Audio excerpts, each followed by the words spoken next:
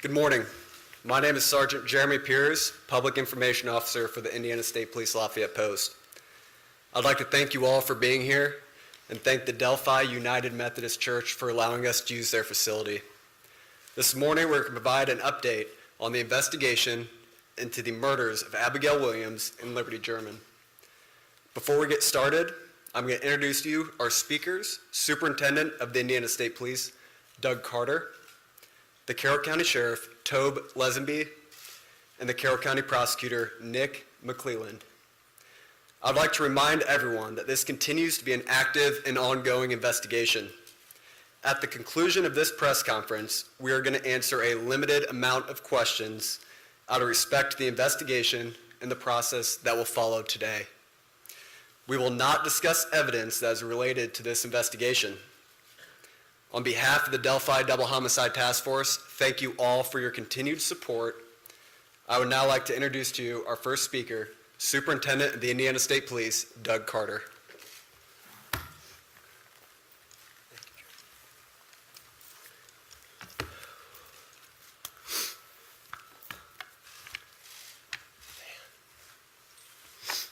Give me just a second here.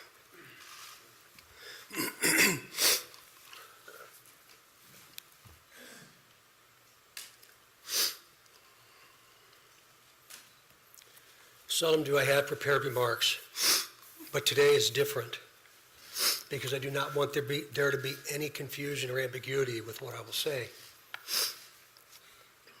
Today is not a day to celebrate, but the arrest of Richard M. Allen of Delphi on 2 counts of murder is sure a major step in leading to the conclusion of this long-term and complex investigation.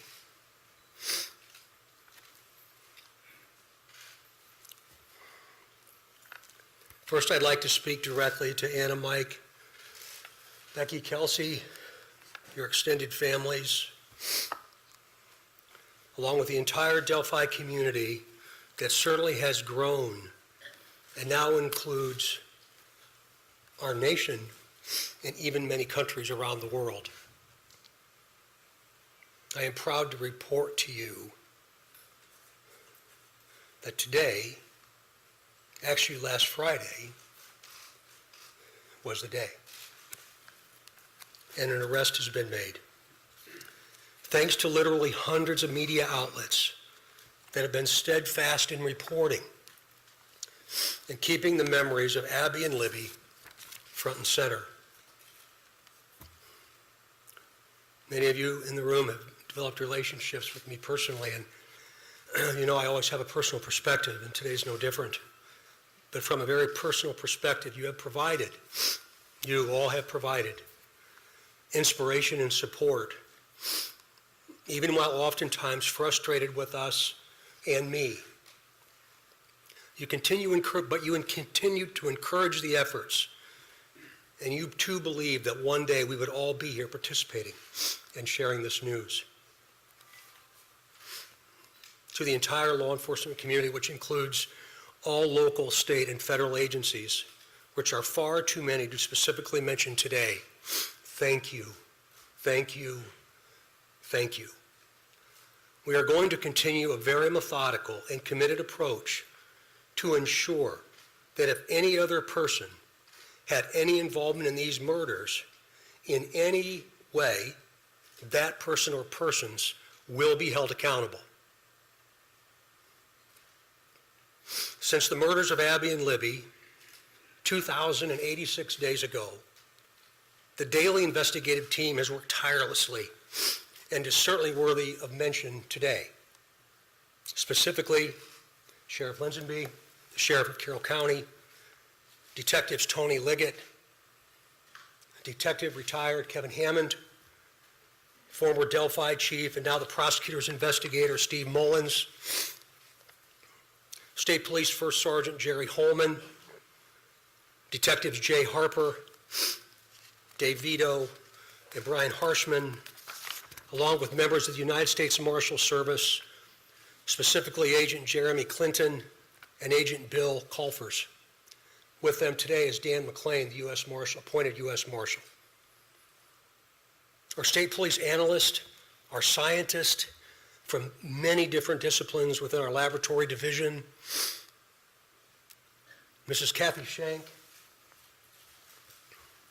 for your incredible dedication to detail, and to so many others that I know I've missed. I really believe that Abby and Libby would be proud of you for standing strong, even in the face of immense pressure and perpetual criticism. Some of these individuals have postponed retirement, passed on promotional opportunity, have dedicated personal time away from their families, given up nights, weekends, and holidays, all while in the pursuit of accountability for Abby and Libby.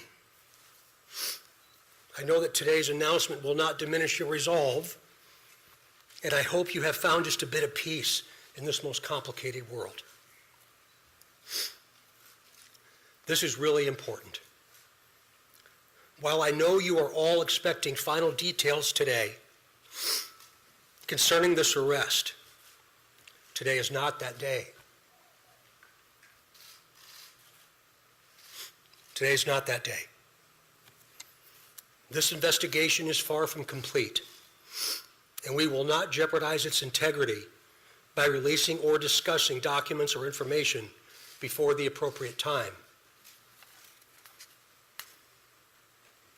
Prosecutor Nick McClellan, of course, will share additional information about what we can and cannot say, and also explain to you why the probable cause affidavit is temporarily sealed by the court and not available. And by the way, he has been a tremendous asset to this team. I'm yet again asking you for your patience and please your understanding while our system of due process works. Also remember that all persons arrested are presumed innocent. All persons arrested are presumed innocent. You all will have an innate desire to subjectively interpret and then report what you think. We in the law enforcement realm cannot, and you should never allow us to, talk about what we think concerning facts, but rather discuss and share at the right time what it is we know. The time will come when additional details can be released. But again, today is not that day. It's about Abby and Libby, their families, and this community, this nation, and even our planet. The prosecutor has been very clear with law enforcement about what his expectations are, about what can and cannot be released, shared, or discussed. So we will, of course, comply. If you choose to be critical of our silence, be critical of me, not the front line. These are the folks that have committed their entire lives to a successful conclusion. In other words, a guilty verdict.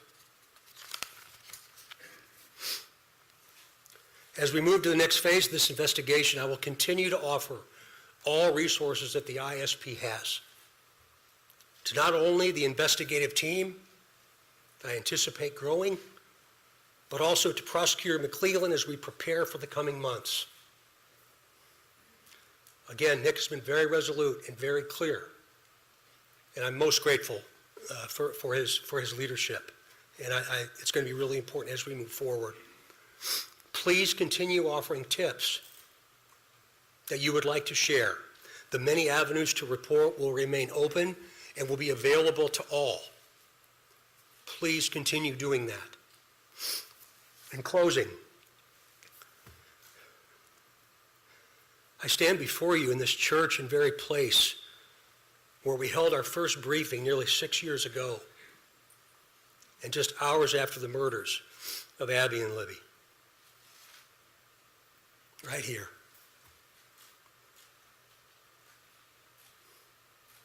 Pulling in today, I wasn't really sure what emotion I would experience.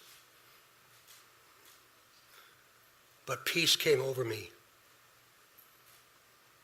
And I didn't expect that to happen. And I hope all of you, with all the different responsibilities you have from around the planet today, have felt some of that as well. But remember, we're not done. I think what we all have experienced proves that together there's nothing we cannot do. But more importantly, giving of ourselves, all of us,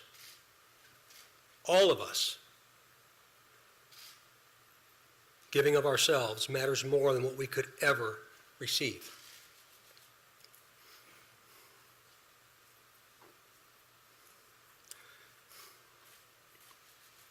Abby and Libby, though in death, have had a profound effect on so many of us, on how we live, and as importantly, who we all should be.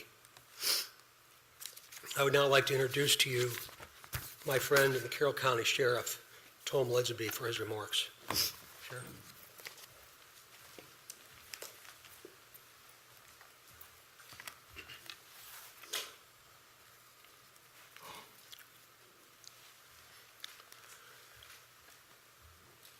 I believe in a God of justice and righteousness.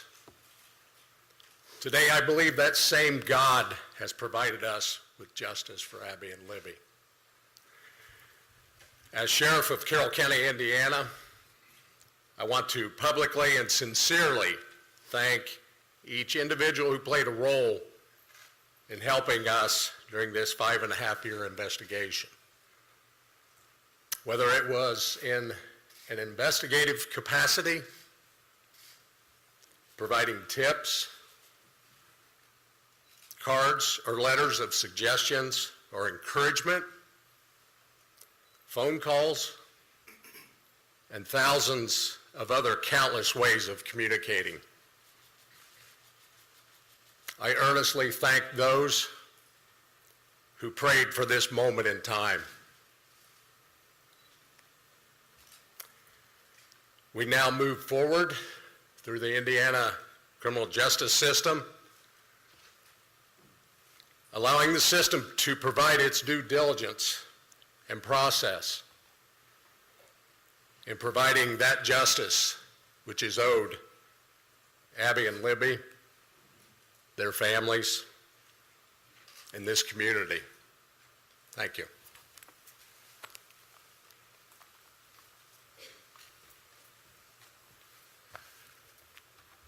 Welcome, everybody. My name is Nicholas McClellan. I'm the Carroll County Prosecutor, and before we get started, I want to reiterate some of the things that Sheriff Lesenby and Superintendent Carter stated. I first want to thank both of them. They've been a great support to my office throughout this investigation. They've always been there for a phone call and always been willing to help a hand or a line of assistance to me and my office during this investigation. I want to thank the team behind me. This is the Homicide Task Force team that we've put together. Thank them and thank their families for being so understanding for the many nights they've worked away from their families, away from their children. There are many dates in a lifetime that you're going to remember. The date your children are born, the date you're married, the date you buy a first house, the date Abby and Libby went missing. One of those dates was last Friday, October 28, 2022. At that time, we had gathered evidence to formulate a PC that we submitted to the court, and the judge did find probable cause for an arrest of Richard Allen. He's been charged with 2 counts of murder for the murder of Abigail Williams and Liberty German. This investigation is still very ongoing. We're keeping the tip line open, the tip email open. We encourage everybody to continue to call in tips, not only about Richard Allen, but about any other person that you may have. For that reason and for the nature of this case, the probable cause and the charging information has been sealed by the court. I've been very clear to everybody that per the court order, we cannot talk about the evidence that's in the probable cause or the evidence that's in the charging information.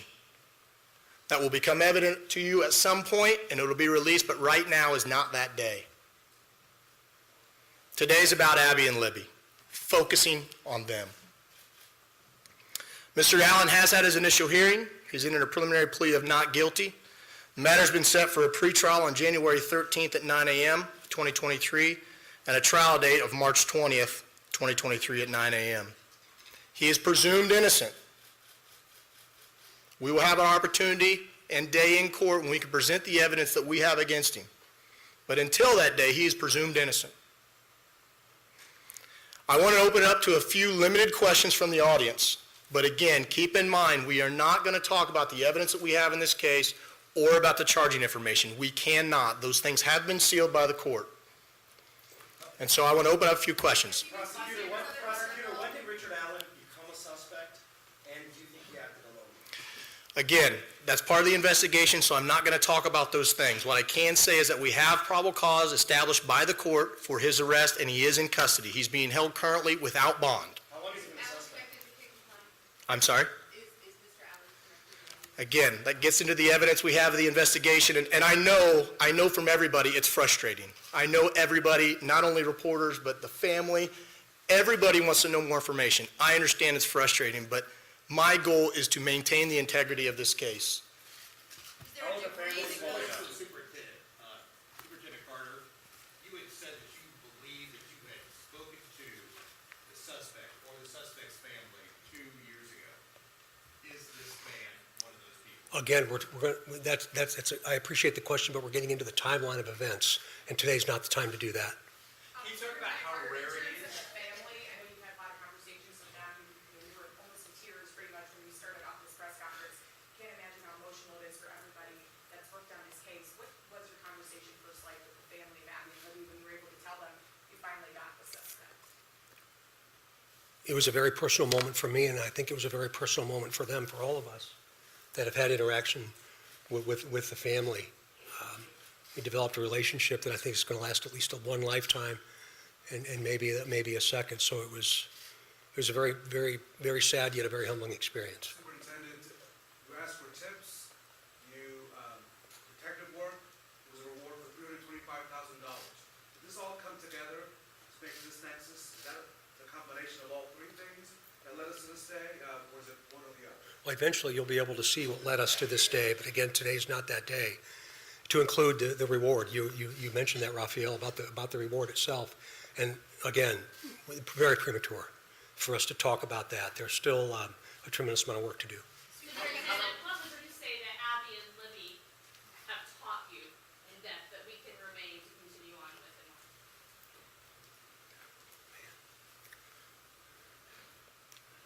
I think probably resilience and understanding the value of each and every day. That today was the day, but I didn't anticipate they ever thought today would be their day. And I feel like I've known them for a long time. Is somebody else involved in this case? Excuse me? Do you assume there's any other individuals involved in this case? We haven't closed the door on the investigation, and so that's why we keep the tip line and the tip email open.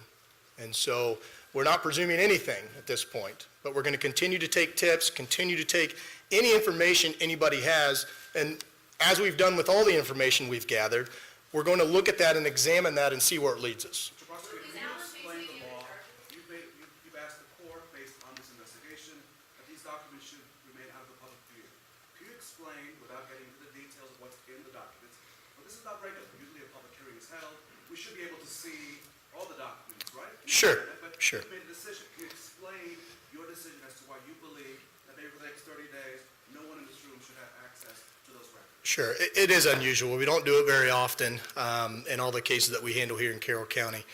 We did it in this case because the investigation is still open. And while all cases are important, the nature of this case has some extra scrutiny with it. And so my office, felt it was important to seal those records. There will be a public hearing on whether or not those records are going to remain sealed or not.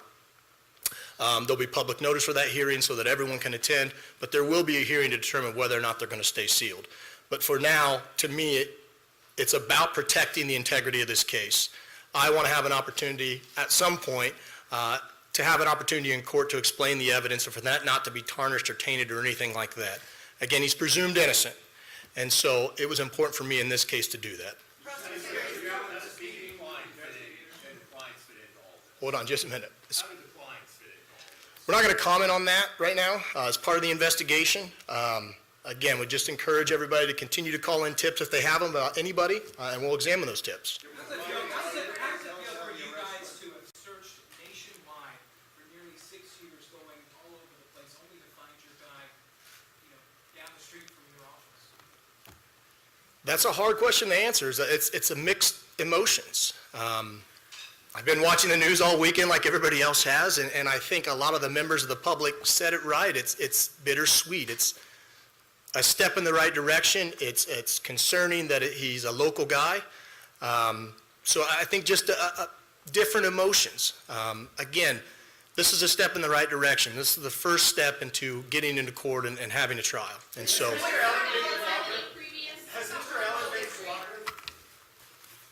All right. That concludes our press conference today. Shortly, I will be releasing a press release that will have his photo and a couple more details that'll also be here for handout. That'll also be on the Indiana State Police Lafayette Post Facebook page. Right after this press conference, I'm going to send it out. There's also hard documents in the back. Thank you all for taking the time to be here today, and be safe as you travel home.